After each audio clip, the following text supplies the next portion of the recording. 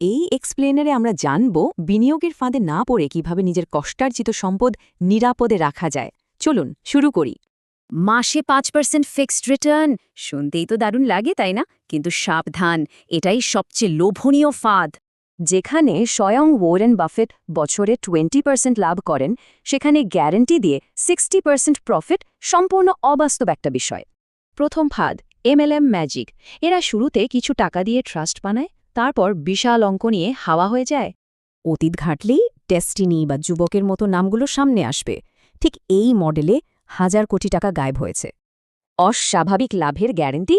কোনো কথা নেই, সোজা না বলে দিন। অবাস্তব অফার মানেই ঘাপলা আছে। দ্বিতীয় ফাঁদ হল ফেসবুক গ্রুপের সেই গোপন টিপস। এসব ভিত্তিহীন কথায় রাতারাতি বড়লোক হওয়ার স্বপ্ন মারাত্মক ভুল।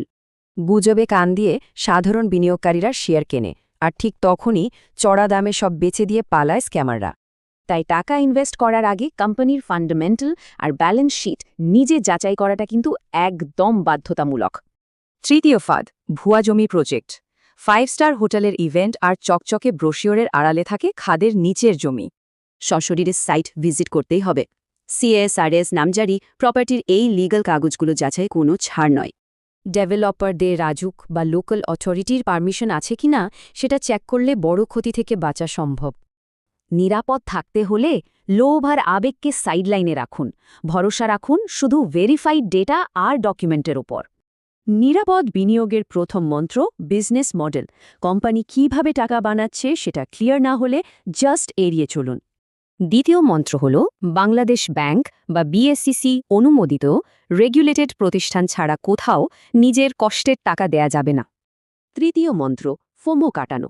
সুযোগ হাতছাড়া হওয়ার ভয়ে তাড়াহুড়ো করে নেওয়ার সিদ্ধান্তগুলোই সবচেয়ে বড় বিপদ ডেকে আনে।